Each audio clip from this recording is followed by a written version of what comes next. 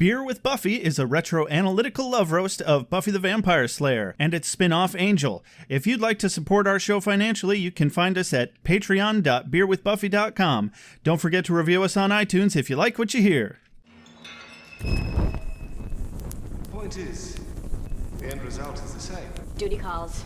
I have searched the world over for you. That is so cool.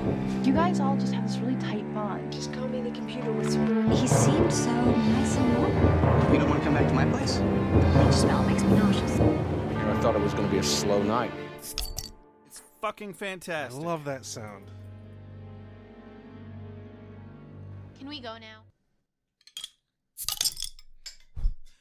Good morning, Buffy Land! I was going for the old Shmee from Hook. Yeah? Did I get it? Not quite. Good morning, Neverland! I didn't get it growly. Here, let me try again.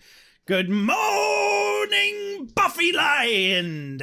That's a little bit Better? Yeah, that's better. Excellent. God, it's been a while since I've watched that. Yeah. I should watch that. It's really good. Podcast we may or may not have the host of coming up as a guest relatively soon on our show recently reviewed Hook. Nice. We should definitely watch it, then listen to her episode, and then talk to her about it, because that is one of my favorite childhood movies. Yes. And it still holds up? Well, probably. We'll see. I presume that it does. Love Robin Williams, anyway. Hey, welcome to Beer with Buffy, everybody. I'm Josh. I'm Rex. And today on Beer with Buffy, we're reviewing Season 5, Episode 3, The Replacement. Hey, do you want to name some ferrets? No, we didn't prep for that. No, we did not prep for that. We're going to name some ferrets real soon. I think I've said that in 3 different episodes now. One of these days, Alice. One of these days. Naming ferrets. Naming fucking ferrets. Well, just, you know what I mean. Yes. We're not going to fuck your ferrets. No, we're going to name them. Ferrets are not doodle-doos. Ferrets are friends, not doodle-doos. Okay. I just kind of want to know what those sharks ate. Like, they had to eat. Is kelp meat? No, it's not. Okay. It's sentient, though, isn't it? Dude, fish probably aren't. Like, sure they are. No. Sentient means self-aware. Have you seen Finding Nemo? Whales and dolphins definitely are. Whales and dolphins and octopuses and squids are all in the possibly category, but we have they're in the not fish category. They're definitely not fish.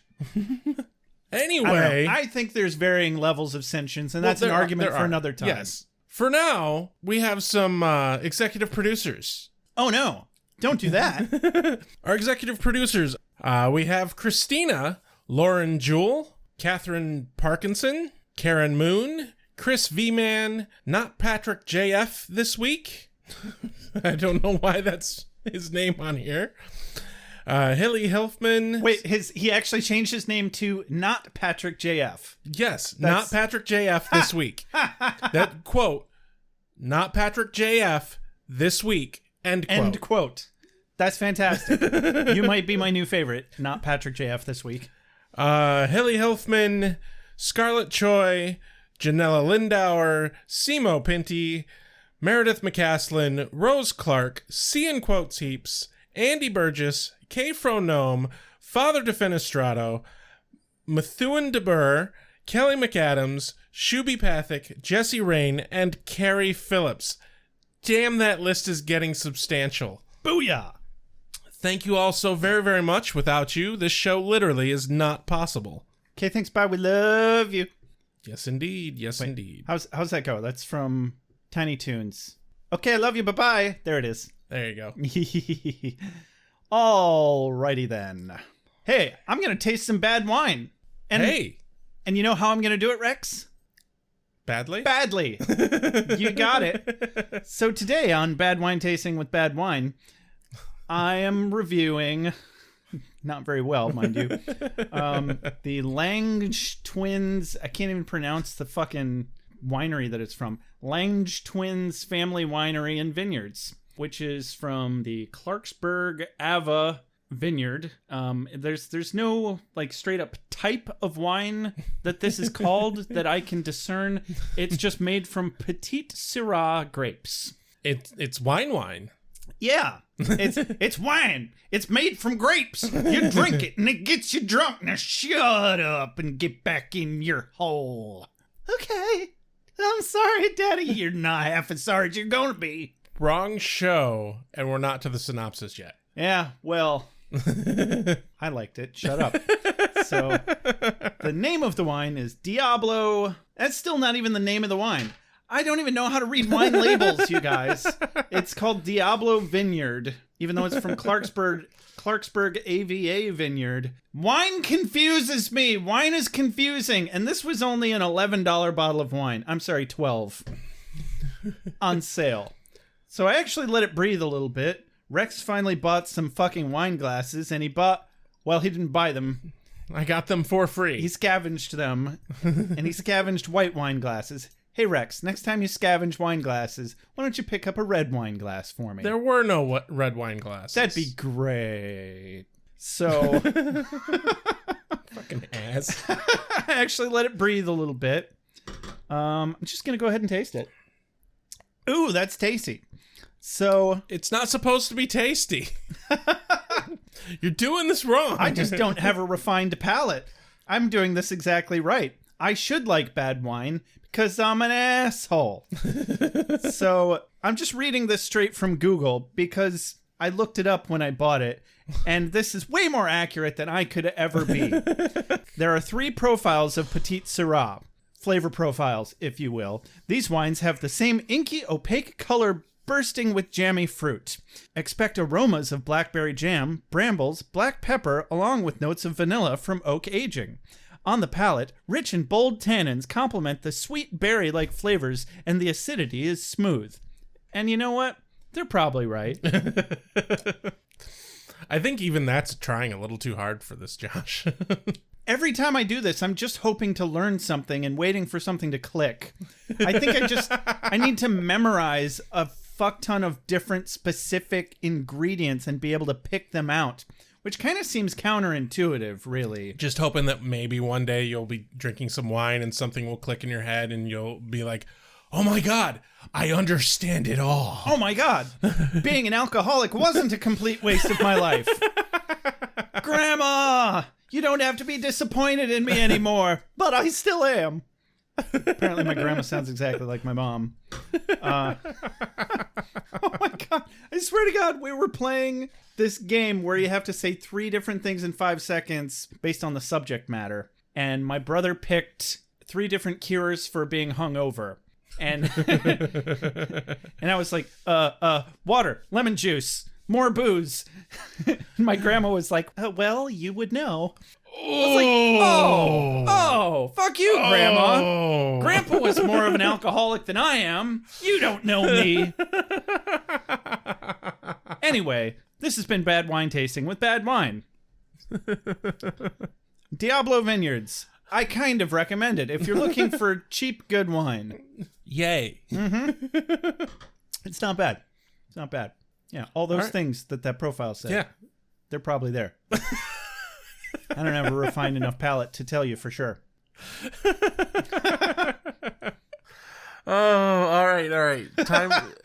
Time for a synopsis. Let's get the show on the road. Thank God. Isn't that what everyone's been waiting for? Joshua! What are you doing, Joshua? I've been waiting for you to let me do my damned synopsis. You're not synopsisizing anything, Mom. It's all me. That's right. I'm doing it. Because you're doing it. God damn it. All right. I'm not going to lie, Mom. I am stupid close to getting my own damn place. But Joshua, you might as well live with me and save money. Let's see. Money, sanity. Money, sanity. Like money, running really low on sanity. Don't give an apartment complex all of your money when you could just help out your poor, lonely old mother instead. Nope, I choose sanity. Also video games, TV, and sex. How are you going to do that? It's like you'd need 2 of you. Wait, Are you saying I'm gonna have sex with myself? If the shoe fits, Joshua. Well, isn't that relevant to today's episode?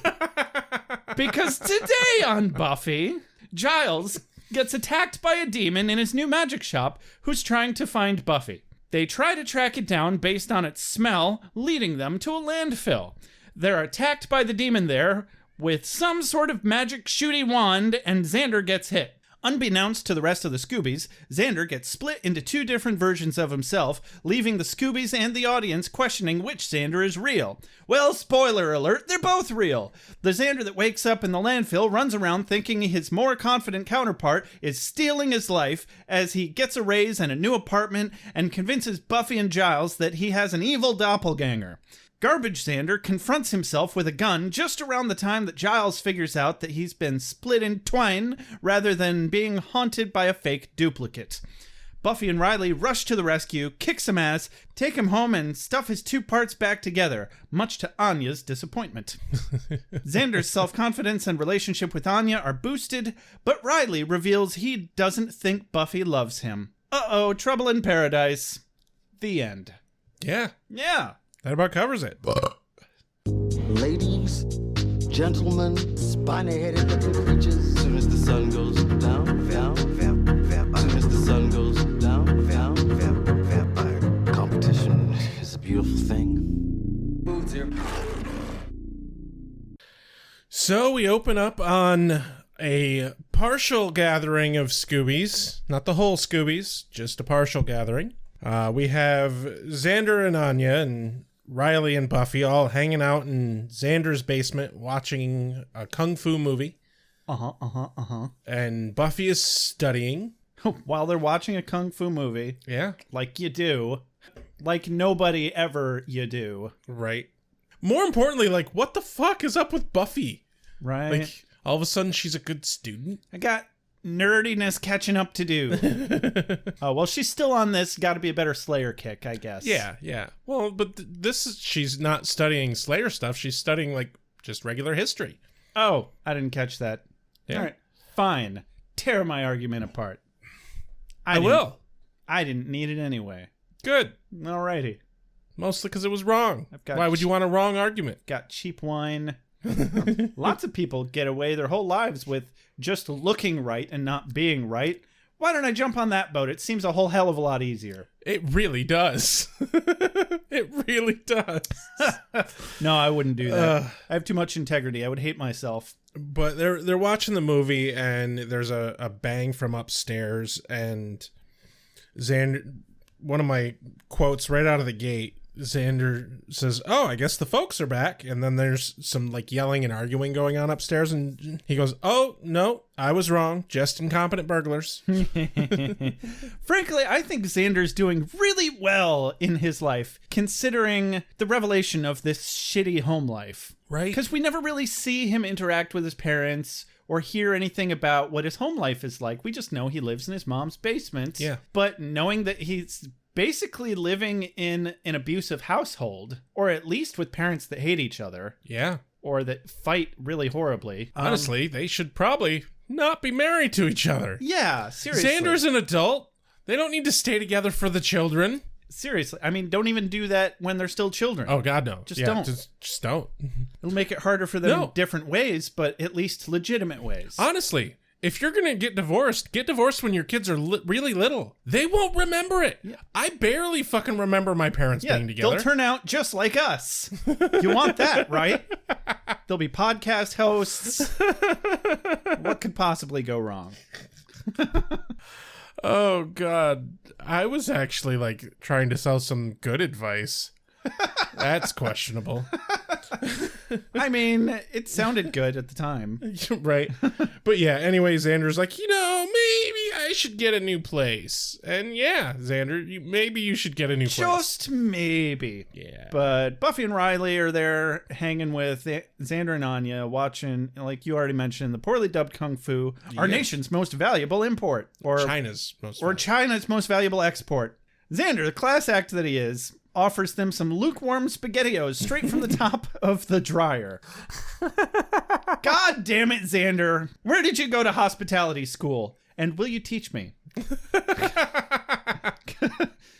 Xander tries to keep up with Riley's lady wrangling expertise here, and, he's almost on the right track. I don't know how you can suck at back rubs that much, but forgetting that your girlfriend has an injured shoulder probably doesn't help, because she squeals in pain as he touches her, barely touches her to give her a massage. Riley's over there continuing to coo over Buffy, but also basically condemn her for never not being in Slayer mode as she picks apart how bad this Kung Fu movie is. I love this part because she starts tearing apart the movie like she's doing our job. Mm-hmm. Because she's like talking about how the guy should fight and everything, and he finally does like this flying kick, and she goes, "Oh well, there's the flying kick that he did from a standstill. What's powering it? Raw enthusiasm." Hey, where do you think this podcast is coming from? But no, it felt so good because of how often I tear apart the actual fight scenes in this show. Yeah.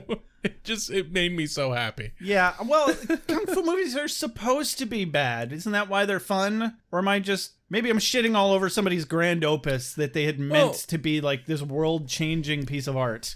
They're supposed to be badly dubbed, not necessarily bad movies. I guess. I mean, we even thought Zombie Apocalypse was going to be a good movie when we were making it. That's a good spot for the narrator. The movie would not be good. No. I can't believe I actually watched the whole thing. I liked my final scene where I kill the main character. That's fun. Anyway, Buffy makes a splendid point. If it were an army film, Riley would be dismantling the fuck out of it. And she pulls Xander in on this debate, citing that Willow would do the same if they were watching a movie about witches. Yeah, because who uses a cauldron anymore? Cut to a cauldron. Yeah, someone using a cauldron again. Big scary demon, iridescent glowy face. Have we seen this demon before? No, but they've done this sort of makeup before. They did the iridescent glowy thing. Yeah. But even the name, we find out later his name is Toth, seemed familiar to me, and I never bothered to look it up. As far as I know, we have not seen him before. Okay. You know what? I'm going to give that a quick Google real quick. Toth Buffy. Nope. Only appears in the replacement. Never mind. Yeah. Like I said, they've just done this type of makeup. Yeah. Where it's pretty basic for makeup. And, the dude has some fake teeth and they make some ruddy skin on him and they add some fluorescent highlight shit. I thought it was great makeup and a great performance from the actor. No, like it's solid. A wasted character, honestly. It's solid. It's just that this makeup is it's rudimentary. It's well done, but it's not like a shit ton of face prosthetics like a Klingon or some shit. And since he didn't have a whole lot of screen time, I thought it was way more realistically scary than Klingon makeup, personally. Oh, yeah.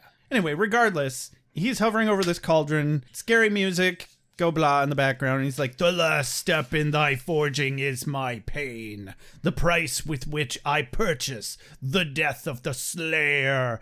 And then he basically sticks his hand into a fryer. Yeah. Which sounds really painful. Yeah. That was always like my biggest fear working at Steak and Shake. Is that some asshole would come rob the place and dunk my head into the fryer. Because that would be like the worst way to die. Yeah. Up there anyway. Yeah. That would be awful. Or rather, the worst way to survive. Right? Yeah. So from there, we have opening credits. Yay, opening credits. Oh, wait. Shit, is that? Damn. I can't even think. That was the Angel music. I can't even think of the Buffy music. Da, da, da, da. There it is. Okay. Anyway, after the credits, we're at apartment hunting. I fucking hate apartment hunting. Fuck apartment hunting. Right? Ugh. And fuck this apartment complex. Why are they even there? He can't afford this shit. He knows he can't afford this shit. But anyway, they're walking down the hallway. Got a quote of the day right off the bat here. Willow's like, "We'll walk down this hall and we'll say, la la la la la, I'm on my way to Xander's." Buffy says, "Just warning you, Xander, I probably won't be doing that." Riley pipes in, "Really? I will." Yeah. Which actually, Points for Riley. Oh, Riley gets lots of points in this episode. Roll with the joke and the Yeah. punches, literally and figuratively. I'm really starting to like Riley. This whole episode is very much a, why does everyone hate Riley? Yeah, until the very end.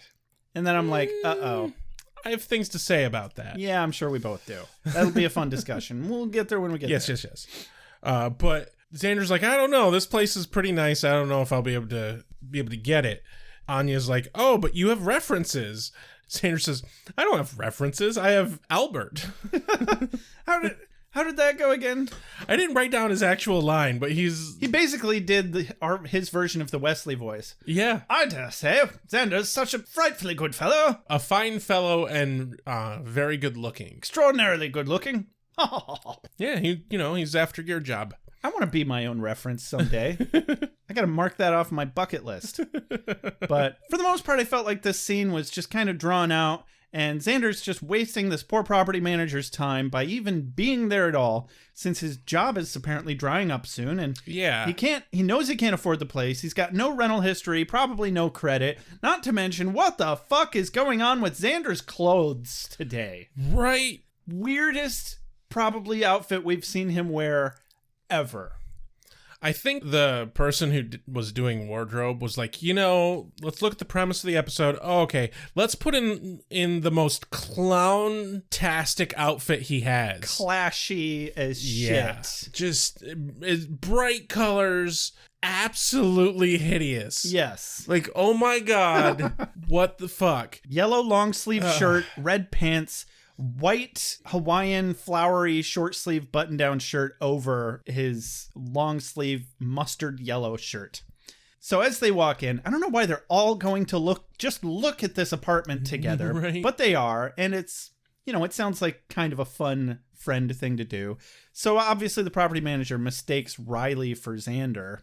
Well, Riley looks like he has a lot more money than Xander. He sure does, and he probably does.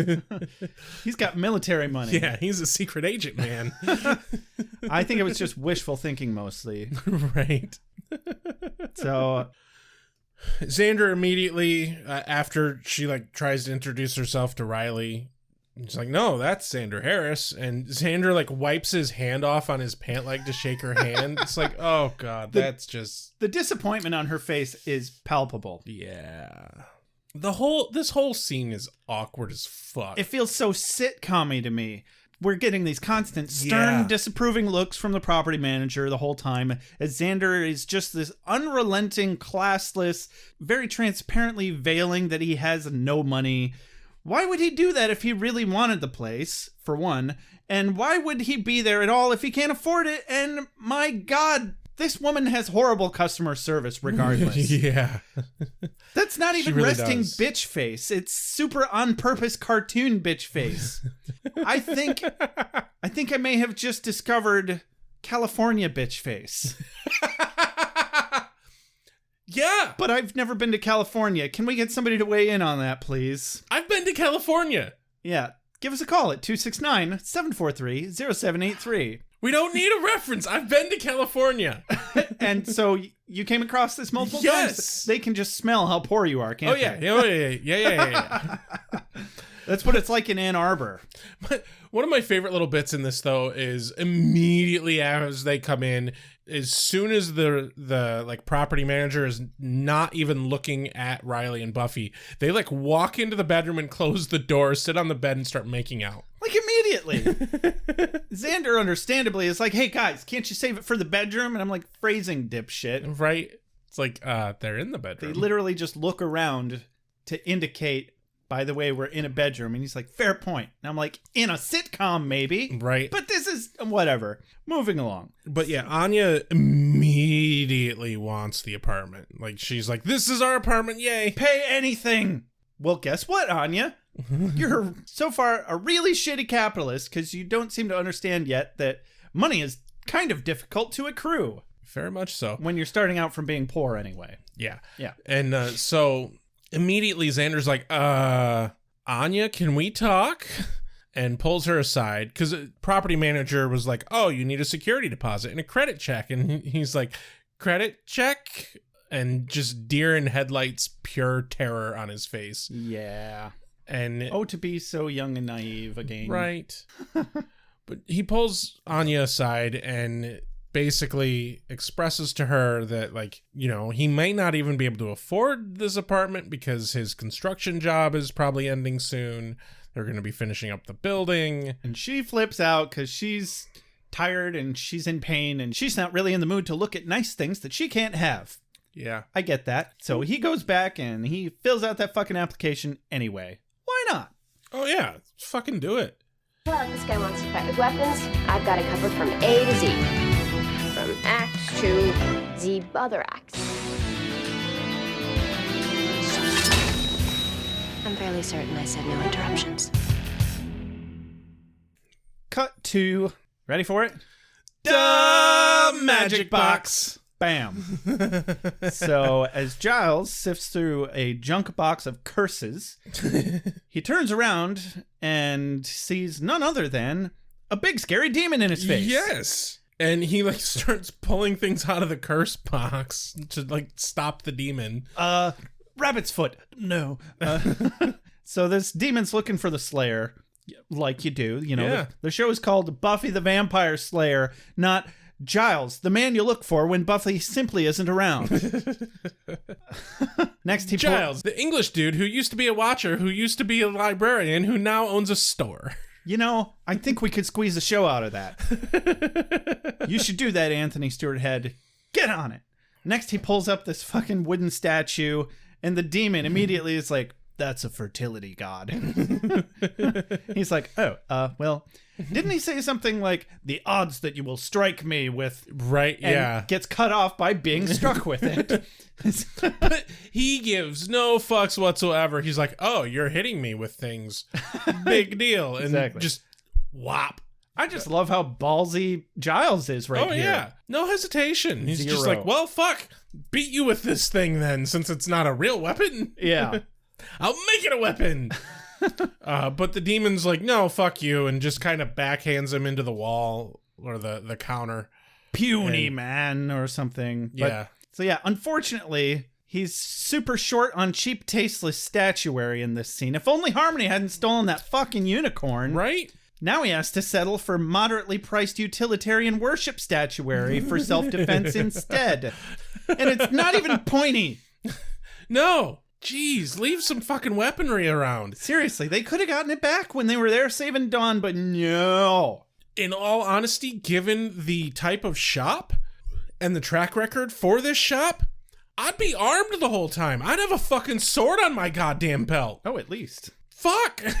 Right? This is a dangerous fucking job. You know, wear a long flowing robe or a cloak or something so that you can conceal your weapons. And then you'll look... And look ominous. Yeah. Wait, Yeah. no, I think he definitely gets some wizard robes later, if you recall. You're right, he does. And that stupid hat, but we haven't gotten there yet. Anyway, the demon just tosses Giles aside and Flings Giles like a rag doll, Yep. but mercifully leaves him because he's not the Slayer and therefore couldn't possibly have anything to do with her. and then quite majestically leaves. God damn, that's majestic. It's very majestic. Look how flowy those robes are. Shit. Can you tell me where you got... Never mind. I'll just... We immediately cut to Giles replaying the fight while holding the statue and everything. Yeah. And he recounts his fight. Buffy's like, oh, so he like ran away? Giles is like, well, no, sort of more turned and swept out majestically, I suppose. Exactly. Xander gets in a nice I told you so. Buffy makes a joke at the expense Right. of the British. Giles finds this demon very quickly in a book. Learns Yes. that his name is Toth and that he's strong and he uses weapons. Interestingly enough, they say that he is a Toth demon. Not necessarily that his name is Toth, but like he's also the last of his kind? No. His name is Toth, Oh, but it is then what kind of demon is he? He's like Tothian or some shit like that? Tothric clan. Tothric. So that's kind of a dumb name for him. Yeah. Hi, I'm Hugh. I'm human. Exactly. Or Hugh the human. There's that episode of Rick and Morty where Rick keeps calling this alien who's from a robot world Gearhead, and I can't remember what he likened it to, but he was like, that's super racist. It's rude. It's very rude. No wonder Toth wants to kill things. Because his parents named him after his fucking race. He expresses that, he doesn't know a whole lot, and there's no specific information in the book that says where Toth would be hiding. He did, however, have a distinct olfactory sense about him. Presence, if you will. Yes. Yeah, nope, not sandalwood oil, but... It was distinct. But boy, Xander sure is stupid. Or does he just make stupid jokes? Yes. Yes. Xander's line is, well, I guess we're off to the olfactory. I hate that place. I'm joking. I know what it means. He smelled, right? Yes. Anyway, to the dump. To the dump. To the dump, to the dump, to the dump, dump, dump. The Scoobies go to the city dump. To the dump, to the dump, to the dump, dump, dump, dump. I'm gonna go to the bathroom and take a dump, dump, dump. Okay. No, I'm not. But we needed a poop joke in there somewhere. Yeah. Always in need of a little bit of a poop joke. A little bit, yeah. A little bit of a poop joke. Yeah. Just a wee little poop joke. Unfortunately, I was eating yesterday, and I always watch Bob's Burgers when I'm eating, and it just happened to be the Thanksgiving episode where Gene spends the entire episode in the bathroom with diarrhea and vomiting because he's got food poisoning. And I'm like, oh, that's just what I wanted to watch while watching an episode about food as I'm eating. Great subject choice, assholes. So there's not necessarily always room for a poop joke. First, I have a quote of the day here. As they're walking into the landfill, Riley says, people say they're recycling. They're not recycling. No. I mean, to be fair, people are recycling, and just 90% of it's not getting recycled because it can't for one reason or another. Well, yeah. There's not enough systems in place to recycle most things. I think it's seriously something like 75% of what goes into a recycle bin can actually be recycled. Yeah. They legally mandated that all plastic containers and things have to be marked with the chasing arrows. Yep. But only types 1 and 2 are actually recyclable.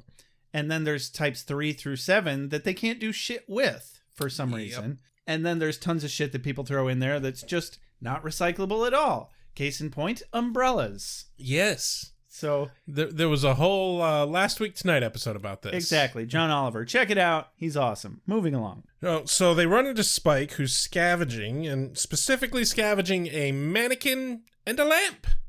Take nothing but the lamp, or everything that you find that you like. Yeah, it's the dump. It's a dump. Nobody cares. You can take it all. But I'd advise against that. Especially the poopy diapers. Yeah, don't take those. Know what I mean, Vern? Gratefully, I do not. Had another quote of the day here from Spike. And they were like, what the hell are you doing here, Spike? Oh, there's a nice lady vampire who set up a charming tea room over the next pile of crap. What do you think I'm doing? I'm scavenging, ain't I? And since that's pretty much his only line in the episode, I had to quote it. It's pretty close. Yeah. Fun fact, I wrote down his other only line in the episode. Excellent. Giles is like, well, Spike, we're looking for this robed tall fellow. And Spike replies with, you mean a great tall roby thing like that? Oh, you mean that right there behind you? Yeah. Oh, geez, no. Zap, zoom, bam. Xander gets hit. He missed twice first. He hits just a pile of shit, and then he hits Spike's lamp. He's like, oi, I was on your side. It's like, that lamp was a piece of shit anyway, Spike, and you know it. Yeah. No, the real tragedy of this scene, it's that nice new lamp just gets caught in the crossfire. Very sad. Whatever. So Xander gets hit. Flies back into the trash. Uh-huh. And Toth is gone. Where'd he go? I bet he went wherever he went. Quite majestically. You damn right. God damn, that's a majestic demon. So fucking majestic. Makes me angry. Christ. So they help Xander up, and they're like, whoa, dude, that must have hurt. And he's like, ha, ha, ha, ha. And they walk him out. They're slow pan back to see that there's another Xander laying in the trash. Laying on some garbage over yonder. Snoozing quite comfortably, it appears. Apparently, as we see next morning at the same dump, Garbage Xander, which is kind of redundant, wakes up and thinks that Anya is using the cat pee hot plate. Right. Which, by the way, is possible episode title and definitely a band name. Cat pee hot plate. Damn right. Oh, God. Oh, God. It just... Yeah, it doesn't sound pleasant, does it? Slight aside here. Oh, shit. One of my residents, her son is a vet. Okay. One of the best vets in Kalamazoo. And he kind of gives me input and asks after Edgar whenever I see him. Is it the traveling vet? No. Oh, okay, because she's really good too. He's one of the highest paid vets in the fucking area. He owns the #1 vet clinic in Portage. Okay. Moving on. But anyway, he was asking after Edgar, and I was telling him about Edgar being angry at all the cats outside. So he was asking if Edgar has been marking territory or anything like that. And I'm like, oh no, I'm grateful he is not. Yeah. Because nothing is worse than that. No. A cat marking territory is awful. I would rather have a dog pissing all over everything. Yeah. No, we had a cat that was doing that back when I was still in my mid-teens, and nothing's made me cry harder in my life than having to get rid of that cat. It's going to be one of those regrets that I take to my grave. But boy, is that smell awful. Yeah. Yeah. And you find it in weird places, and you'll have fixed whatever problem has caused the cat to spray, but then 2 months later you'll pull a backpack out of the closet and it just reeks. Ugh. And you're like, I didn't even know this was here. And immediately when they talked about this fucking hot plate, I could fucking smell it, dude. Yeah, nothing. I could smell it. You'll never forget it. Regular cat pee is bad enough. Heat it up. Fuck you, whoever wrote that line. Just fuck you. So anyway, it's not a cat pee hot plate. It's just the dump. Yes. But the confusion is not unfounded. No. So, well, that's it. There's the episode. Xander was looking for a new home and he found it. This is the one. The one where he belongs. Hail Jalula! All the free cookies you can handle. Wait, no, that's Cookie Monster, not the Oscar the Grouch. Jalula? Hail Jalula! The fuck is Jalula? Hallelujah. Oh. Hallelujah! How do you pronounce it, Rex? Hallelujah. Plebe. That's how the song pronounces it. Who listens to the song? What are you, some kind of religious person? No, not an actual fucking religious song. The song Hallelujah. There's a J in it. Okay, that's all I'm getting at. And also, Xander doesn't get free cookies because I'm confusing him with the wrong Sesame Street character. Oscar the Grouch, the ableist green bastard character that they put in children's programming. It's okay, homeless people who like being homeless. Isn't that kind of what Oscar the Grouch is really putting across? He's essentially a homeless person. I don't know how I feel about that now. Right? Moving on. Yeah.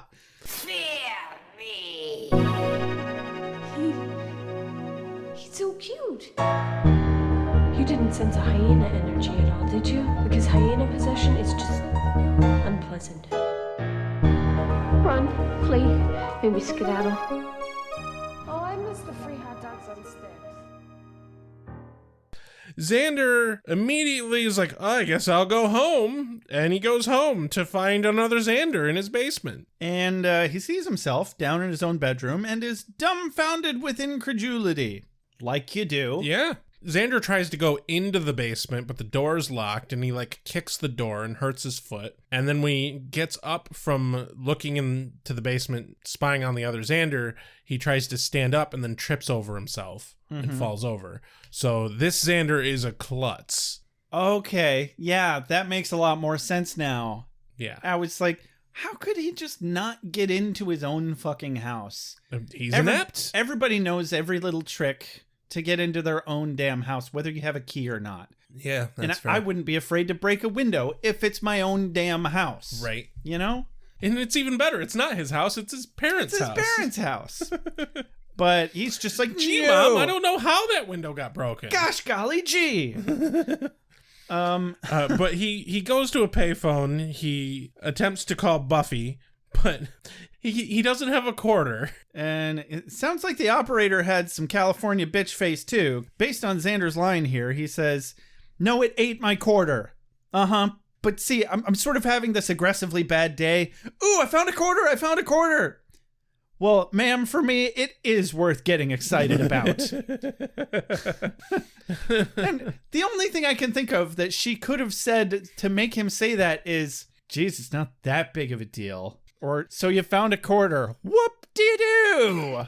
Like, how shitty of a thing can you say to warrant that response? Like, you don't fucking know what he needs to place a phone call for. He already told you he's having an aggressively shitty day. His dog could have died or something. But I'm sure as an operator, just like in retail, you get shitty sob stories all day long, and you get callous, jaded, you stop caring. Yeah. So that makes sense. They don't even fucking have those jobs anymore. Nope. That's Why would automated. they? That's just silly. Anyway, just as he calls Buffy and the phone is ringing, the other Xander passes him on the street. Then he fucking hangs up just as Buffy answers the phone. Like, take a moment to say what you need to say to Buffy and then run off to follow the dude. Yeah, you don't want to follow him too close anyway. Right. So you don't know what the fuck is going on. That's some Twilight Zone shit right there. God, Xander is super inept. He is super inept. But again, that makes so much sense. Yeah. Looking back, now that we've seen the whole episode, as I spoiled already in the synopsis, Yeah. It's not an imposter that he's following. It's just the competent half of himself. So we cut to Buffy answering the phone and being hung up on, and she's like, huh, no one there. Hangs up the phone. And this is where we get her line, A to Z, axe to the other axe. Yeah, and she needs to soothe her nervous, yappy little chihuahua named Riley by putting her tongue down his throat. Proper dog etiquette for all you dog lovers out there. Don't tell people that. If you didn't know, there are people who will do now that. You know. There are people who will do that. Hey, dog pack weird. mentality, they love to taste your spit. It's how they learn about you. That's a true thing that I heard one time. Oh, you heard it once. That must be true then. Yeah. That's how knowledge works. Actually, I heard it from Ziggy, so never mind. But yeah, Buffy's whole response here is like, what the fuck? It's another day, another demon. I'm gonna kill the thing. Whatever. Like, why is Riley worried? She's literally saved the world 3 times. No, sorry, 4 times. She's literally saved the world 4 times. I stopped keeping track. Yeah. But yeah. Dawn interrupts them by saying that the way they're kissing is a good way to murder someone or something. Right. And then they bicker over Dawn being some kind of hallway voyeur, and they make the mistake of trying to recruit the assistance of Joyce. Who's like, oh, that's the kind of headache I have. I have the 2 teenage girls in the house headache. Yeah. Is anyone surprised? Nope, not at all. She's like, work it out yourselves. It's good for you. Builds character. Puts hair on your chest. I don't think they want hair on their chest. You know, probably not. Hey, these days, I bet you could find somebody that's into that. Oh, someone's into everything. Could have it back then as well. It just, wouldn't have been quite as socially acceptable. So Buffy closes the door on Dawn's snotty face because she's being kind of snotty. Yeah. It's just attention-seeking, bratty little sister moment. It's still endearing, though. She's like, I'm standing in the hallway. I'm not in your room. It's very much, I'm not touching you. I'm not touching you. Exactly. I'm not touching you. But I don't know why Buffy didn't just do this earlier. Closes her fucking door. I'm like, Good call. Like, there's this magical thing. It's like a wall, but it's not. But it's on hinges. Yeah, my mom needs to learn that. It's a movable wall. Weird. Cut over to Spike's lair, where I think his mental health may have taken a slight turn for the worse, as he decorates a mannequin in a women's top and a blonde wig. Yeah. Also, it looks like he even put some makeup on it. And he compliments her on her poshness. Then he does this juke where he turns away and then immediately leaps back with his ninja-like reflexes and kicks the naughty little mannequin off her pedestal. Yep, and he's playing at it being Buffy, and he's going to kill the Slayer. Yeah. He gives him the old, look how charming I am, bam, and strike while the guard is down. And he picks up the head and he's like, oh, Slayer, one of these days. And I can't tell. I honestly kind of wonder... I thought he was going to start pretending to talk to the mannequin before he kicked it. Like, I thought he was going to talk to it like it was Harmony. But then it somehow got weirder. Because when he picks up the head, it's like, oh, Slayer, one of these days. And I'm like, I really wouldn't be surprised. I'm not so sure that he isn't making out with that Buffy head off camera. Maybe. It kind of felt like he was about to angry kiss it. It definitely, this whole little bit unquestionably reads as... I think you're trying to convince yourself of something here, Spike. Right? Like, I think Spike realizes that he has feelings for Buffy, and he doesn't want to have feelings for Buffy. Or at least an obsession. Because he is a vampire, and he doesn't have a soul. So, like, at the very least, he is experiencing infatuation and obsession, but doesn't want to. Yeah. Methinks he doth protest too much. Absolutely. But also, I think he might actually be developing feelings even without the soul, and that's simply a testament to how strong his love for Buffy is eventually. Eventually, yes. I guess, yeah. But right now, it's just some weird obsession where he, in fact, doth protest too much. Yes. Cut over to... a construction site. Indeed. Other Xander is at work.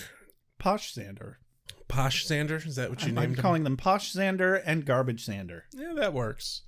He's at work and doing worky stuff, which involves grinding some metal. Yeah. Looks super manly there in his fucking Best Buy uniform on a fucking construction site. Who wears khakis to a construction site? Is that a thing? Well, I mean, they make Dickies in those colors. Like, Dickies are considered, I guess, construction wear, if you can't hear the air quotes. I heard them. Yeah. I'm just saying, he looks strangely well-dressed for being on a construction site. Yeah. And for Xander in general, but obviously. Yeah. So that's a whole thing. We'll get there. Cleaning off the end of this I-beam or whatever it is. His manager calls him into the trailer, and...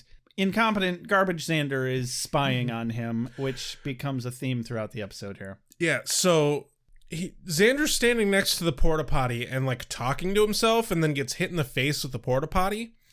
And a dude comes out of the porta potty and is like, Xander, where's your hard hat? But like, I've been in porta potties. You can hear everything. Right? There's no privacy in a porta potty. Therefore, there's no way the dude didn't hear Xander standing outside of the porta potty talking to himself. Absolutely. But as I've brought up multiple times, they use so many sitcom elements in this TV show. And this whole TV show is really establishing what we know today to be serialized television. Yeah.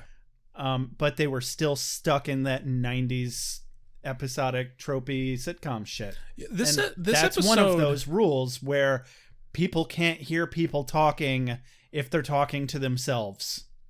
That's just a TV rule. People can't hear things that other people are saying if they're off camera. Yeah, if they're off camera, or like when he takes Anya aside in the apartment, it's like they can hear you. Yeah. And they were slightly playing off of that. It's like they can obviously hear you, even within the realm of the episode. Yeah. But he walked 10 feet away as if they couldn't hear them over there. This episode, in its entirety, really has a strong sitcom-y feel. It does. It could have so very easily been solved with a minor amount of communication. If he just hadn't hung up on Buffy. Yeah. That's all it would have taken. Yeah. So... One Xander goes to spy on the other Xander. First, he's trying to jump up to look through the window, and then he sets up a rickety, questionable platform to stand on. And we see inside where... Yeah, he wasn't completely incompetent. Yeah. You know, he didn't die immediately. So there's that. He's been living a whole half a day. He made it out of the landfill without impaling himself on rebar. Yeah, that's impressive. He's not that incompetent. But not far from it. So, basically, Xander gets a promotion. Yeah, he's all mad at his other self because he thinks he's hypnotized. Hypnotizing. He thinks he's hypnotizing his boss with this. I thought it was a quarter. We found out later it's a smushed nickel. But whatever, it's a fucking coin. Yeah. That he's reflecting the light into his manager's eye. And so Garbage Xander's like, no, he's getting a raise. And he's mad about it. And I'm like, dude, that was obviously meant for you. Yeah. Like, he didn't earn that in the 10 minutes that he was there angle grinding a fucking I-beam. Well, but he thinks that it's hypnotizing him, not like that he actually earned it. Right. Okay, yeah. So... And that's a nice little red herring. Yeah. And then just after the other Xander gets the promotion and walks out, the platform that other Xander built collapses under his ineptitude. Oh, did it collapse? Yes. Okay, that's funny. It collapsed as Xander fell into the mud. Well, good. That tracks. So he's only mostly incompetent. He could build a platform, just not with any staying power. Yeah, I guess, you know, it made sense to me at the time that thing would have been hypnotizing his boss. Because if it wasn't, I'm pretty sure his boss would be punching him in the fucking face and be like, quit shining that shit in my fucking face. Yeah. You know? I'd have fucking said something. Yeah. That shit's annoying as hell. Definitely. Even if he was doing it on accident, I'd be like, can you mind your shit? Like, I wear a watch often, and... You know, if that were like blinding someone in the face, I would be like, you know, I'd want them to move it. Yeah. Like, be like, hey, move your watch. If I see someone else and they're wearing a watch and it's doing that, or they're holding their phone in the right way and the light's glinting off, and I'm like, hey, can you fucking move your shiny thing? Do you mind? I'm currently going blind. Because I mind very much. Frankly, it's ludicrous to have these interlocking bodies and not interlock. Putrefying diseases. It'll make you blind and insane, but it won't kill you. Light a bunch of candles and have sex near them. So far, I like it. Please remove your clothing now. Cut over to the apartment building. Yeah, where Xander signs for the apartment, because apparently Xander's credit isn't all that bad. Indeed. He's got this raise now, so he knows that he can afford it. And the property manager is like totally hitting on him. Right. And Garbage Xander is listening from outside. These must be super thin walls every fucking where he goes. But so he hides as she leaves, and boy, she's really laying it on thick with the, you can call me anytime. Yeah. I swear her night job is one of those 1-900 sex lines. Does she, like...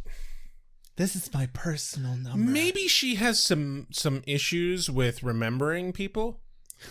Maybe Right. Maybe she doesn't think that the person that is currently signing the lease is actually the person that she met earlier, and actually thinks that it's Riley.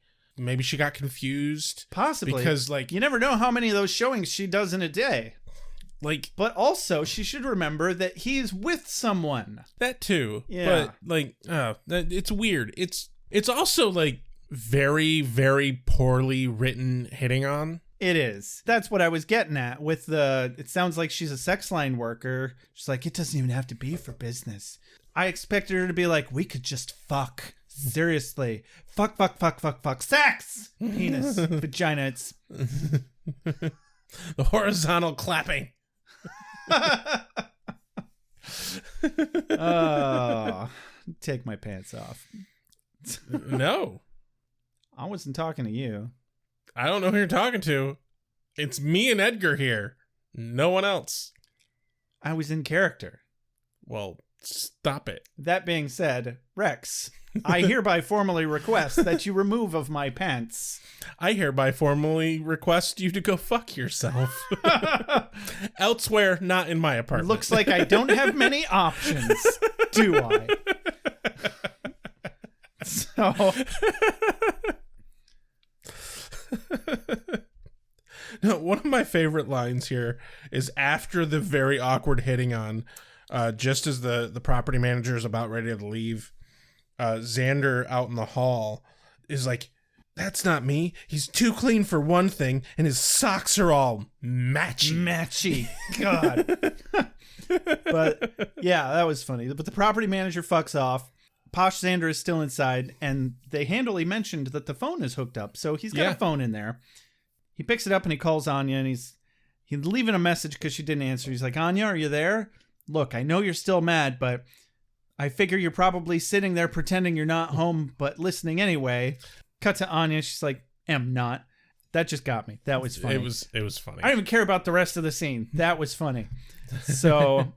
No, he's like, "Hey, come over to the apartment. I want to show you something around 9 o'clock. Yep. And then he decides he's going to leave, goes out into the hall, and runs into to Garbage Xander. And Posh Xander punches him in the face because Garbage Xander jumps him, like literally. Yep.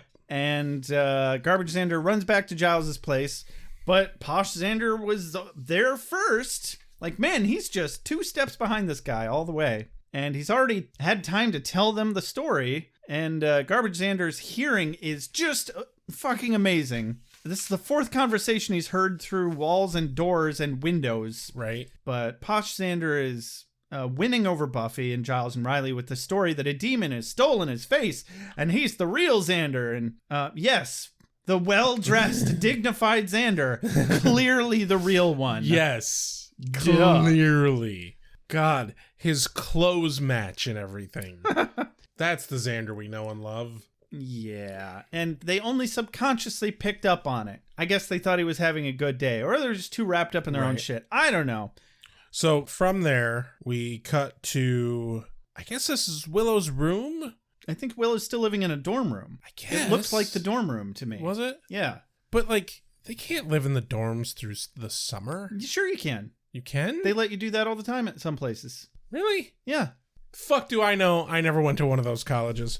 Anyway, Garbage Xander goes to Willow, and to prove that he is the Xander that she knows and loves, he does the Snoopy dance. And she's just loving it the whole fucking time here. Might I add, he can actually do the Snoopy dance. Like, it's a pretty decent job doing the Snoopy dance. Go you, Xander. Yeah. I love that she doesn't have a clue what's going on, and she's just got this bemused look on her face. Like, why would I not think that you're you? It's a very sweet scene. Yeah. I don't get why she doesn't seem concerned by him looking like absolute hell. She's just like, ooh, story time. You're going to pay attention to me. This is great. And he ends up doing the Snoopy dance. She's like, yay, but why wouldn't I think you're Xander? I'm like, oh, thank God. We're finally going to make some fucking progress with this. Yeah, so he recounts his day to her. And that's pretty much the rest of the scene. And now we do a bunch of jumping back between Giles and Willow's place. So over at Giles' house, we see Posh Xander is very eager to just kill the other Xander without figuring out what it is first. Yeah, well, and they immediately figure that it must be something that Toth had done. The thought is that Toth had shot Xander and is now impersonating Xander. Which made perfect sense to me. Yeah, it really did. I honestly thought at the time that was how this was going to get resolved. They were going to have to fight one Xander, and the other one was just the real Xander. I remember this episode way too well. It was one that always stuck with me. So yeah, it stuck with me too, but I didn't remember how it ended well enough. So we end this scene with Posh Xander saying, "Yeah, must be Toth." Cut to other Xander going, "It's a robot." An evil robot. An evil robot constructed from evil parts that looks like me, designed to do evil. Well, it's like, or it's Toth. Okay, it's probably Toth. Back to Giles. Buffy's like, okay, I'm going to go hunt Toth, but I'm going to look for the Xander-style Toth. And Posh Xander's like, Well, I'm going to go meet Anya at my apartment then. Now you make sure to kill the right one now, because we don't need you killing me instead. And she says something like that, too. Yeah. That's the point of the thing. Cut back to Willow's. Where Willow decides that she's going to find a spell to unhypnotize Buffy. And then Xander starts to get all sad and mopey. Fucking mopey as hell. Oh, I'm such a piece of garbage and a child, and he's so much better at being me than me. And he's not wrong. No, that's not true. He might be better at being successful, but he sucks at being you, Xander. Yeah, actually, in all honesty, we don't get much, if any, humor out of the other Xander. Almost zero until later. Yeah. I mean, successful is boring. The fantastic train wreck that is Xander is what keeps us coming back. It's his only saving grace.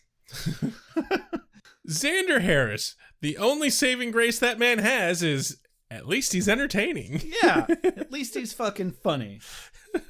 But so Willow's going to find a spell to unhypnotize Buffy, even though they're not. But Garbage Xander thinks that he's been hypnotizing them with the quarter or whatever it is. So Xander then decides to whine about how useless he is. Willow unhelpfully tries to console him. I mean, okay, maybe a little helpfully. She reminds him he's not always in trouble, and sometimes he does help.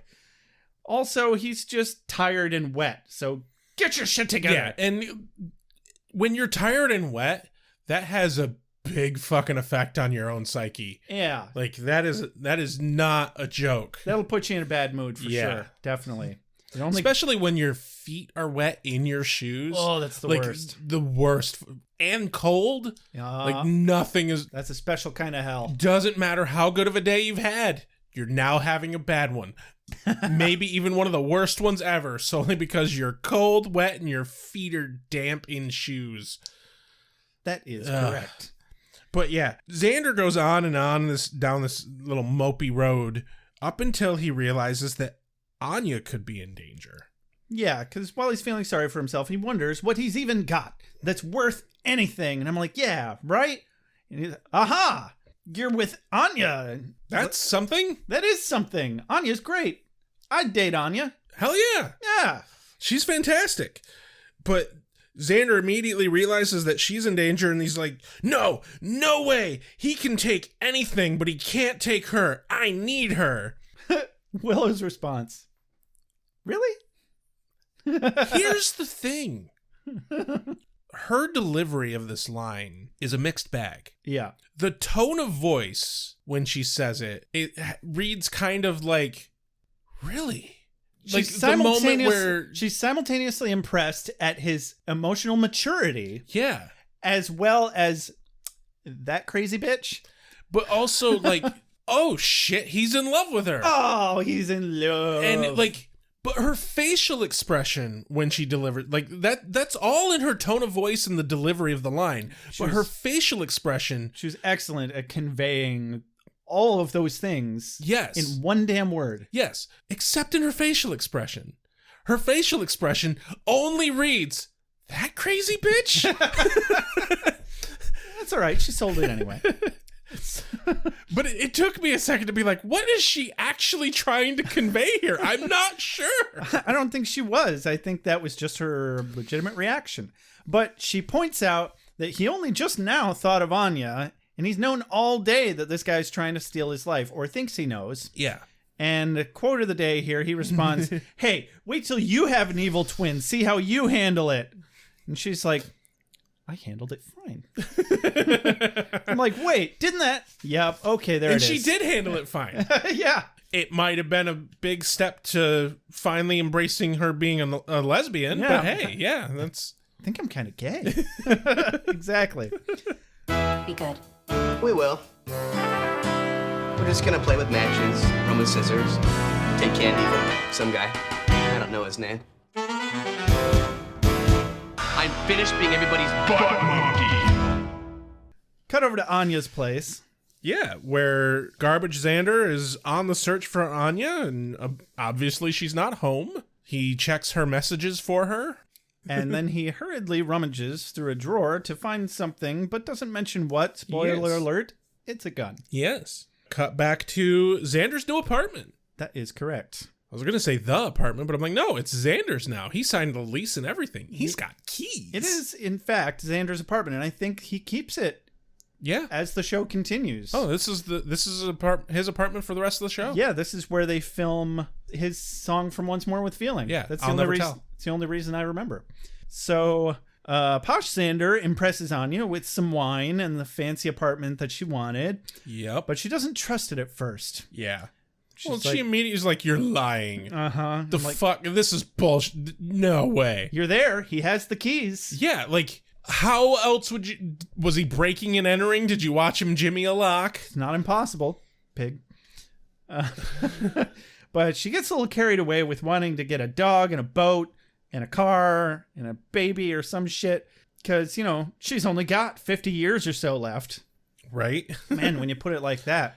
Well, her delivery here is kind of great because she starts off slow and then it just slowly snowballs into her like freaking the fuck out. Yeah.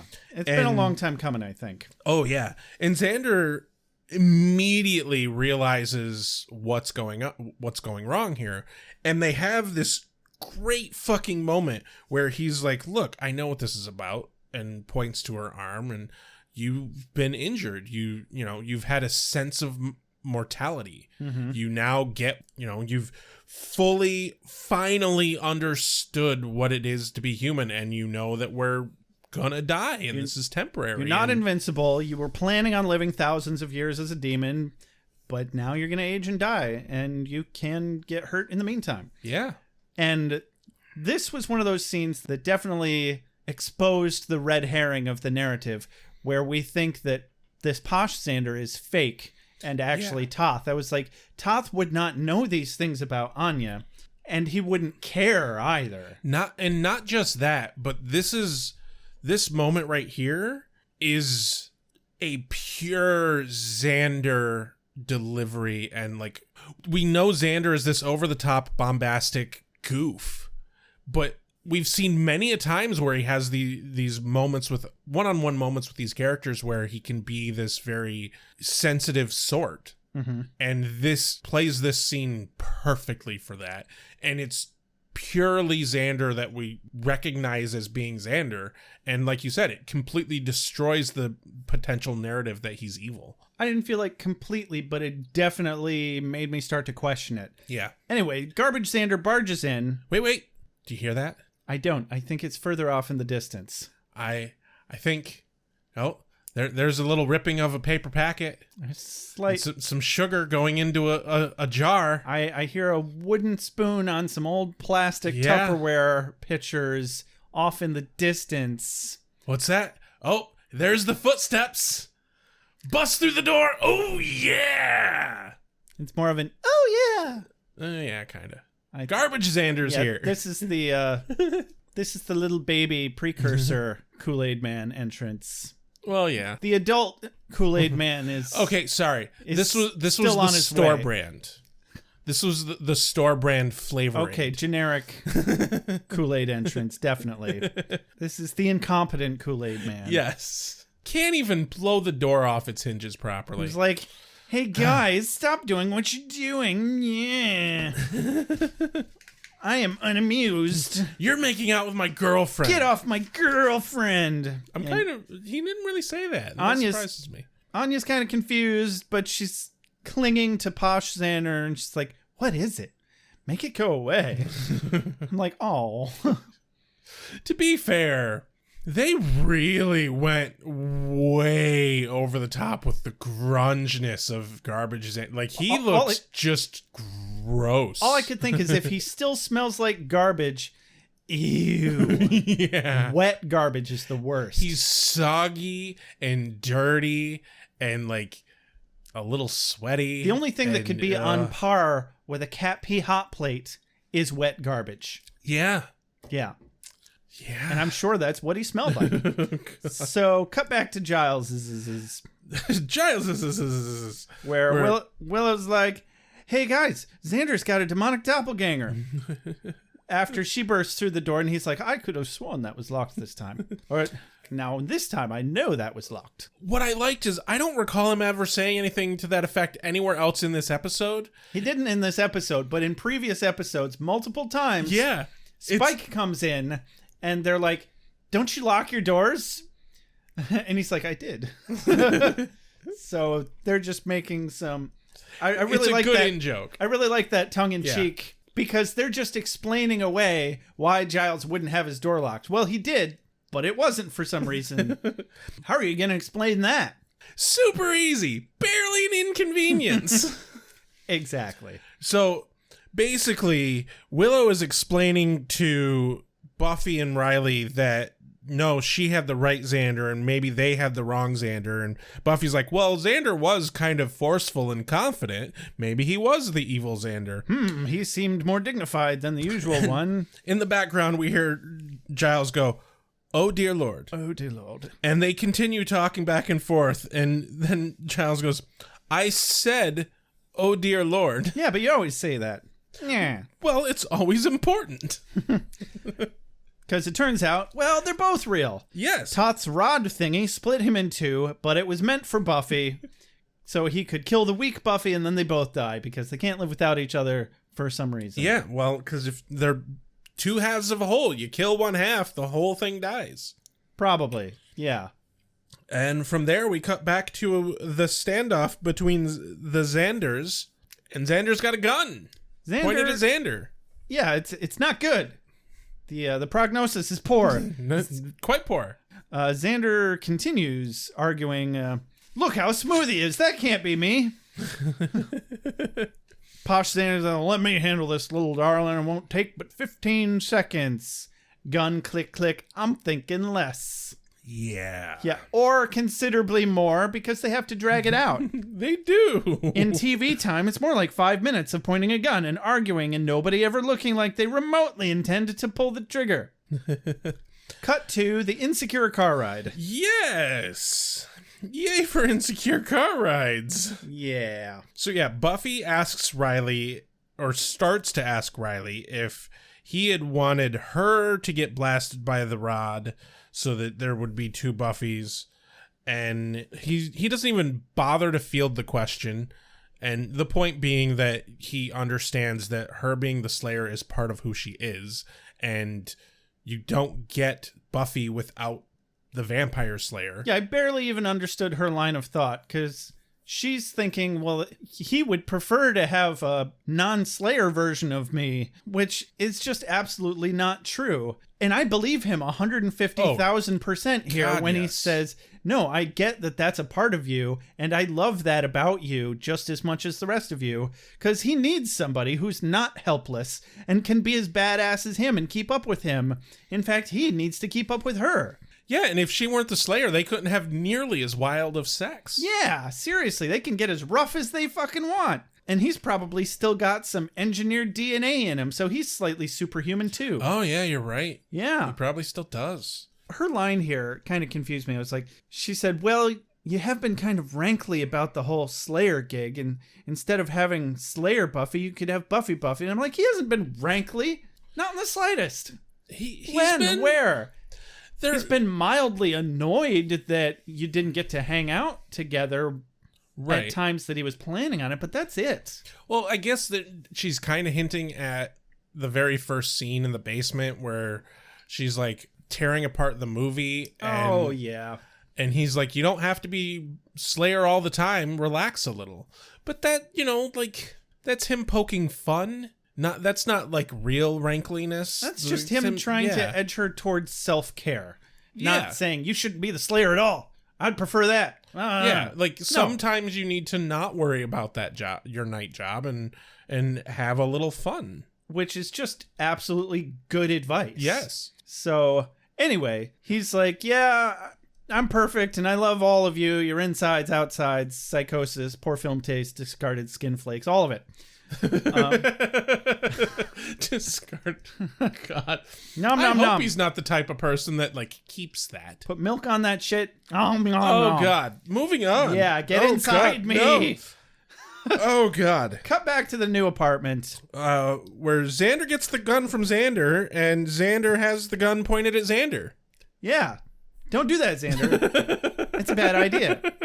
Yeah, Buffy steps into this clusterfuck and slaps the shit out of both of them. Yep. And then has to convince them both that they are, in fact, just two different halves of the real Xander. But Garbage Xander is like, but he has a mind control device. My favorite part, though, is they're trying to, like, explain to Xander how they're both Xander. Mm-hmm. And they don't really have any great ideas. And then she's like, well, what number am I thinking of? And they both guess 11.5. And she's like, see? Aha! But yeah, Garbage Xander's like, but he has that shiny disc that hypnotizes people. What, the smashed nickel? Nah. But it is kind of cool. I know, right? Oh, look, it's kind of a smush George Washington, who might be Jefferson. And if that doesn't tell you that they're the same fucking person, right? I don't know what does. So Anya demands an explanation. Buffy promises her one on the car ride to Giles. Hey, we're going on a car ride! But of course, they all forgot what time it is because nobody bothered to check their insulin clocks, which of course aren't really a thing, but they should be because it's time for a distinctly Toth-shaped variant of the Kool-Aid Man to quite literally burst through the front door. Oh, yeah! And then he's like, I don't miss twice, you minxy little slayer. And yet, he misses twice in this scene. The narrator promptly informs us Toth, in fact, often misses twice. Yes. So they scuffle. Quote of the day from Garbage Xander here. Just as Toth comes in the door, Garbage Xander, like from behind Posh Xander, is like, the gun! Pick up the little gun pieces! I thought Anya said that. No, that was Garbage Xander. Jesus. The gun! Pick up the little gun pieces! The little gun pieces! She owns the gun. Oh, right. If you own the gun, you should know more about the gun than the gun pieces. It is Anya, though. I don't necessarily give her that much credit.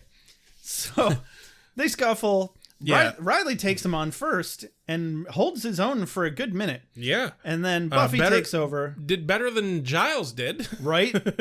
Well, he definitely has more combat training than Giles. Toth blows a hole in the floor. Posh Xander's like, oh yeah, my cleaning deposit's gone. Yeah. I just put down that cleaning deposit. Buffy takes over the beaten, and after a nice body slam to her, he body slams her, she gets him down for the count. Couple of punches, couple of kicks, and I think she ends up kicking him in the chin, and that's the one that makes him go, oh, that hurts too much. She rings his bell. Ding, ding, ding. Ding, ding, ding, ding, ding. And then Riley tosses her a small sword, and she promptly stabs him in the chest, and is watching the gurgling mess as Xander's cleaning deposit flies gleefully out the window. Gleefully out the window. Day one, gone. But come on, you're part of the Scoobies there, Xander. You never had a chance with that cleaning deposit. Not really. So better to just get that disappointment right out the way. Just get it. get it gone. And then the Xanders have a nice little bro moment as they both think the same thing about the cleaning deposit. Yep. About how gone it is. Yes.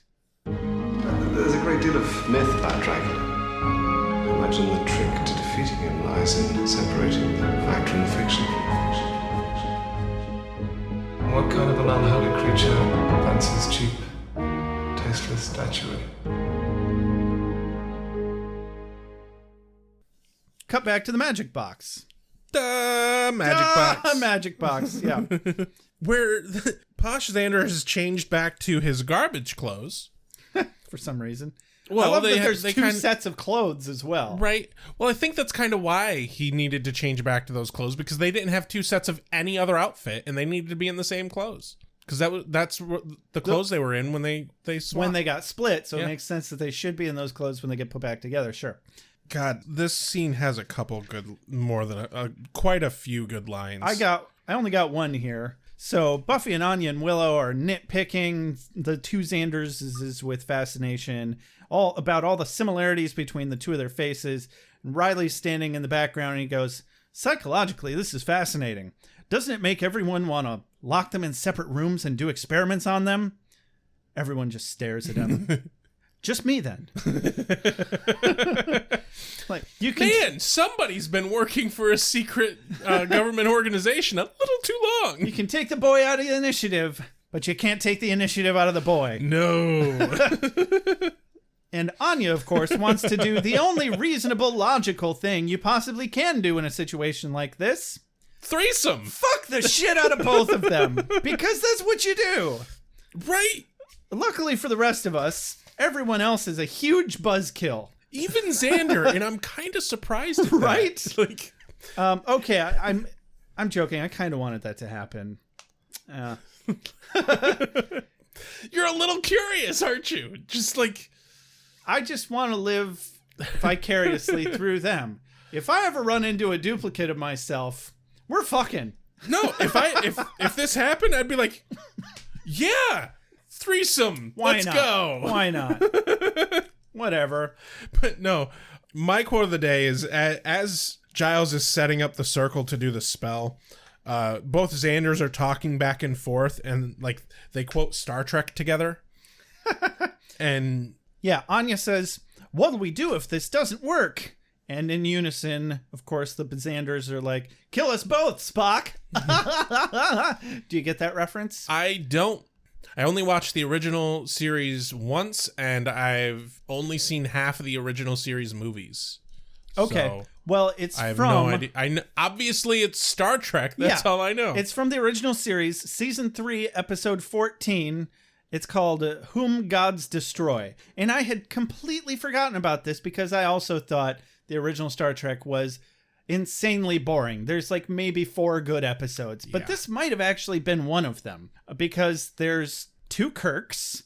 So this joke makes perfect sense. I've pulled up the scene here where Spock is holding his phaser at the 2 Kirks, and the fake Kirk starts a fight with the real Kirk, and he's like, "Kill him! Can't you tell that it's me, Spock?" And real Kirk is like, "No, you have to kill both of us, Spock. It's the only way to ensure the safety of the Enterprise." And Spock immediately kills the other one who didn't say kill us both because the real Kirk cares about the Enterprise. Yeah. Anyway, they're laughing at each other and everything, and then Buffy says they're kind of the same now. Right? Giles says, "Yes, he's clearly a bad influence on himself." That was classic. I appreciated that as well. Okay, I had one more quote of the day here. Giles says, "We just need to light the candles. Also, we should continue to pretend we heard none of the disturbing sex talk." Yes. Willow, check. Candles and pretense. Fantastic.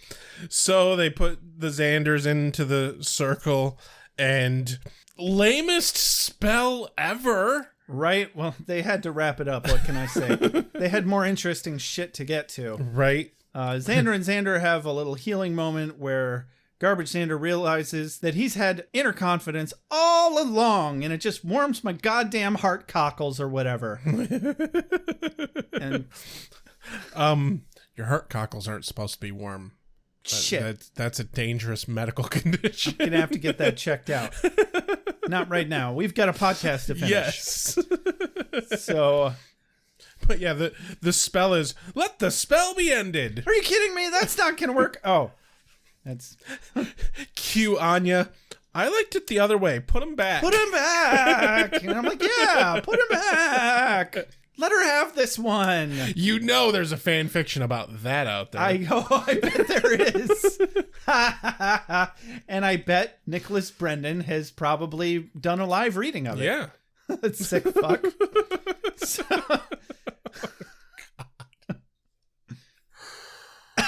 Oh, God. Cut over to Xander's room. Xander almost gets misty-eyed about leaving his parents' basement and then remembers 3 terrible things that happened there and says, "Fuck this place." Can't scarcely blame him. Buffy and Anya exchange some little pleasantries. Yep. Anya's actually feeling better and doesn't have the sling on anymore. And then is a little sad that Xander's gonna make her help. Yeah, he brings a packed box over to her and she's like, "Ooh, presents?" "No, I just thought maybe you could carry something." "Well, but Buffy has super strength. Let's load her up like one of those little horses." Little horses. I was like, no, she is not gonna. Oh, she went there. Oh. Like a little pack mule. Which I kind of want to see that. Right? I mean, she's kind of not wrong. No. It wouldn't be that big of a deal for Buffy. No, like, oh, you need this whole couch moved? One go, here you go. I think the bigger problem would be the couch collapsing under its own weight. Right? Or slamming it into things. Right.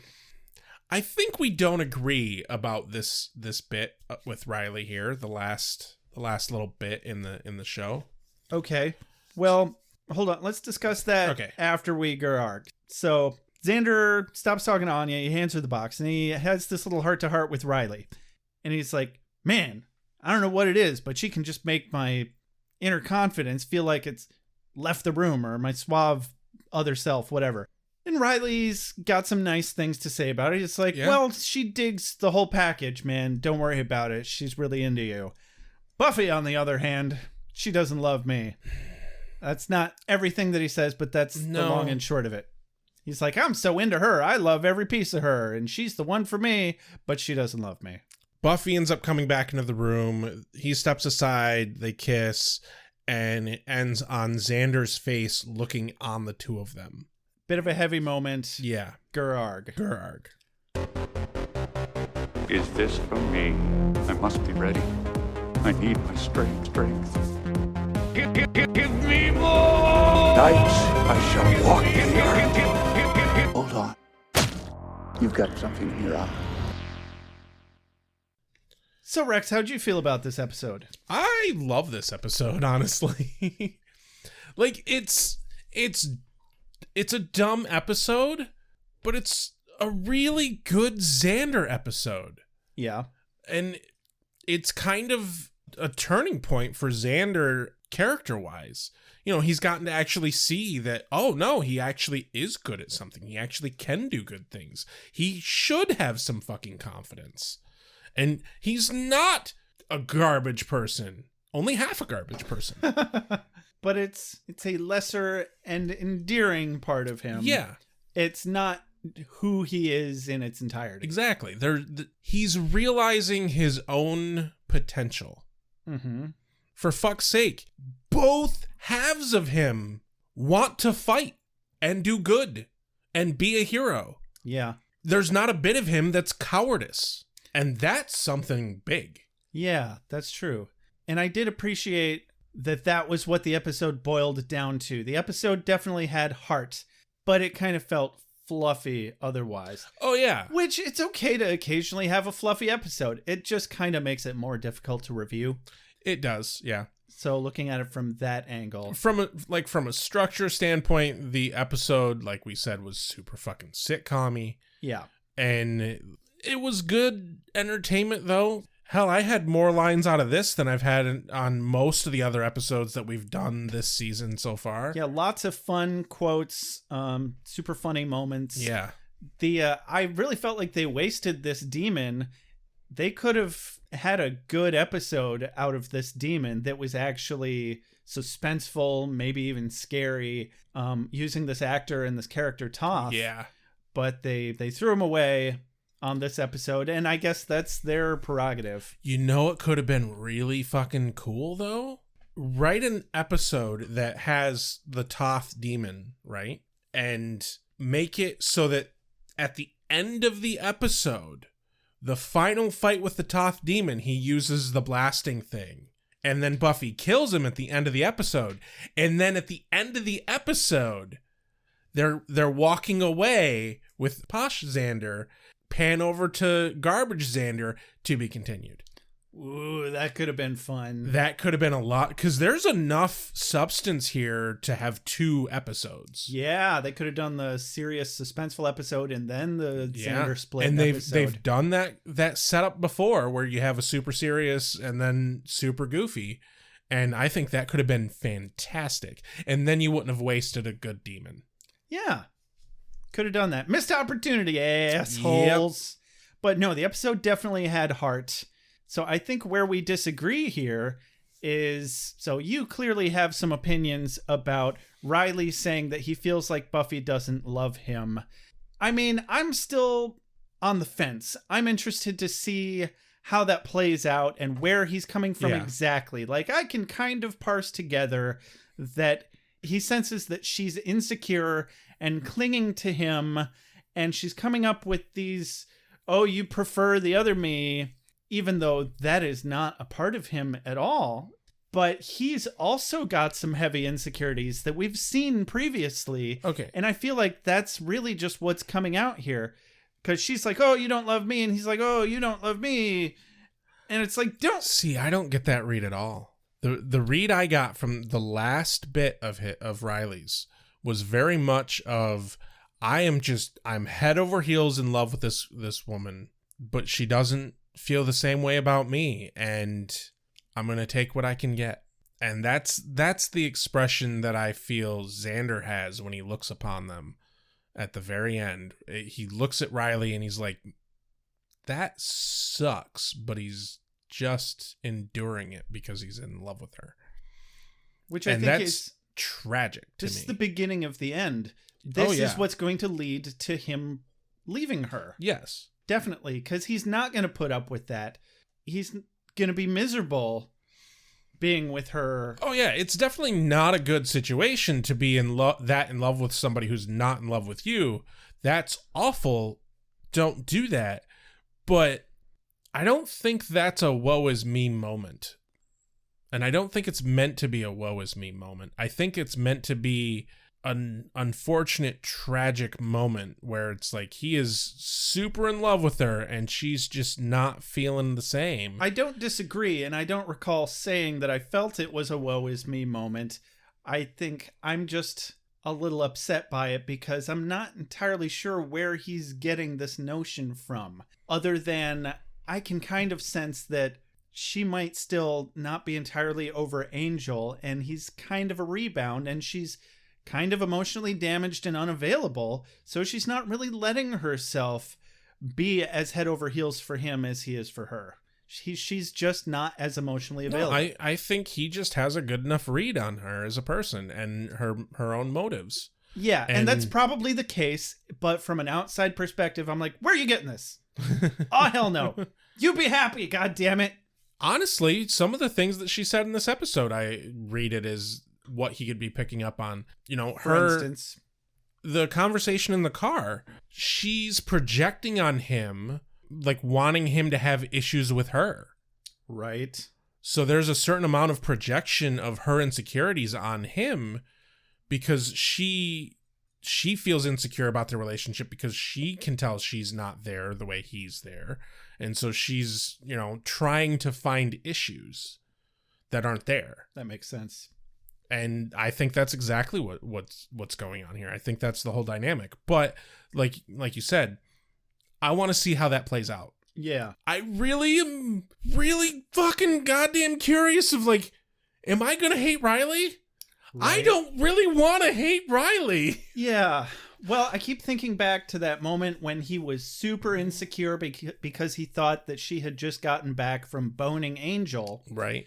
I feel like the insecurity is there. She's not completely projecting. Like, he's not as 100% all about this relationship as he seems to be at the end of this episode, I don't think. I suppose. I think he's got enough insecurity on his end as well. But yeah, we're just going to have to see how it plays out. So overall, dumb but entertaining episode. Yeah, I'm on board with that. You got a quote of the day? Probably. Turns out, I do have a quote of the day, Rex. Oh, what a crazy random happenstance. I know, right? So I'm going to give my actual quote of the day here to Riley. Happening in the hallway scene where Willow says, we'll walk down this hall and we'll say, la la la la, I'm on my way to Xander's. Buffy says, just warning you, Xander, I probably won't be doing that. Riley says, really? I will. Right. I loved that. Roll with the humor. That was one of my favorite Riley moments ever, I think. And you know what? I fucking believe him. I did too. He's going to do it, at least to be ironic now. Yes. But I also had a quick honorable mention that I want to give to Anya. Posh Xander is on the phone with Anya. He says, Anya, you there? Look, I know you're still mad, but I figure you're probably sitting there pretending you're not home but listening anyway. Cut to Anya. Am not. And that was great. Anya just fills my fucking happy hole. Nearly every time. Without even trying. Right. Fucking love her. Yeah. I remembered not liking her for some reason, and I'm thinking, what the fuck was wrong with me? What was the fuck wrong with you? I don't know. Good Lord. She's entertaining as fuck. She really is. What's your quote of the day, Rex? I'm giving mine to Xander, which is appropriate given that it is a Xander episode. True dat. But it's going to be early on after, in the magic box, after Giles is recounting his fight with the demon. Xander says, "So you bought the magic shop and you were attacked before it opened. Who's up for a swinging chorus of 'We Told You So' symphony?" Yeah, we did miss that one. Yeah. But they told you so, Giles. They really did. They told you so. Do that job armed. That was a good one. Thanks. You need at least 3 weapons within reach at all times. At all times. Glad you remembered that one. Thanks for bringing that up. Do you have an honorable mention or no? Don't feel obligated. You don't have to. Totally optional. No. I am gonna give an honorable mention. The one right out the gate, the one that's like, oh, this is the kind of episode we're in store for, was Xander's line of, "Oh, guess the folks are back." No, I was wrong. Just incompetent burglars. Yeah. Also, God, I just relate to that really hard. Yeah. Nope, it's not my parents. I don't recognize them even a little bit. So, hey, this has been another episode of Beer with Buffy. Don't forget to find us on Facebook, like us, follow us, join our Facebook group where we mostly share Keanu Reeves memes. Follow us on Twitter. Give us a review on iTunes. That's the number one way that you can help our show. If you'd like to support us with your hard-earned cash, you can do so at patreon.beerwithbuffy.com. If you'd like to use your hard-earned cash to buy hard-earned merchandise, I guess, by the rule of that works. Transconductivity, yes, or something. By the power of capitalism, you can do so. Store.beerwithbuffy.com. You can get a Beer with Buffy sticker, or I promise by the time this episode shows up, there will be Ale with Angels stuff on that store too. The transitive property, that's what I was trying to think of. Yeah, there you go. There it is. There you go. Angel stickers. Woo! Yes, there will be angel stickers very, very soon. By the time this episode airs, I promise. If you'd like to get in touch with us, let us know. You can do that on Facebook and Twitter, but you can also send us an email, beerwithbuffy@gmail.com, or you can send us a voicemail or text message to 269-743-0783. I almost had that memorized once and then it was poof gone. I'm going to write that on your fucking corkboard. It probably won't help. Not even on paper. I'm just going to put it on. I'm going to write it in permanent marker on the corkboard. I don't think that will work. As always, a sincere thank you to JJ Treadway for transitional music. This has been Beer with Buffy. I'm Rex. I'm Josh. Have a good night. I actually kind of feel a little bad now about saying that I won't recognize my own parents. Shut up, Joshua!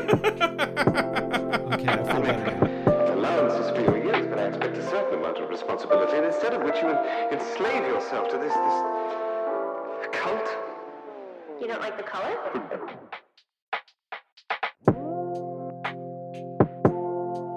You have a sacred birthright. You were chosen to destroy vampires, not to wave pom-poms at people. Why can't you people just leave me alone? You are the Slayer. Go ahead. I'm a watcher. I haven't the skill. Oh, come on. By appealing to your common sense. Earwolves, incubi, succubi, everything you've ever dreaded was under your bed, but told yourself couldn't be by the light of day. One girl in all the world. Common sense. One girl in all the world. It was a bit, British, wasn't it? Whee! Wait, what have we done? Why are we watching this?